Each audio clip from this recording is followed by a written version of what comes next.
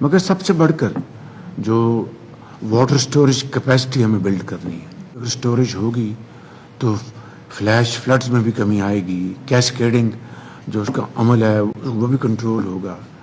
اگر سٹوریج نہیں ہوگی تو پھر ہم جتنی بھی کوشش کر لیں وہ کوشش انکمپلیٹ ہوگی.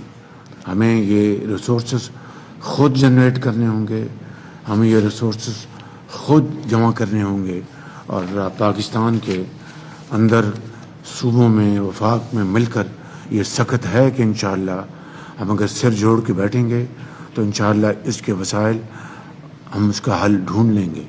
اسی لیے جو پچھلی ہماری ایپیکس کمیٹی کی میٹنگ اسلام آباد میں ہوئی تھی، میں نے اس ایشو کو فلیگ کیا تھا کہ storage capacity is need of the hour, اور اس کے لیے ہمیں بغیر وقت ضائع کیے اس کی تیاری کرنی چاہیے. چاہے وہ دیامر بھاشا ڈیم ہے، مومن ڈیم ہے، یا پھر صوبوں میں آپ کے یہاں پر پنجاب میں ایک دو چنیوٹ میں آپ کے پاس ایک دو بڑے امپورٹنٹ پوائنٹس ہیں جہاں پر آپ سٹوریج کیپیسٹی بلڈ کر سکتے ہیں.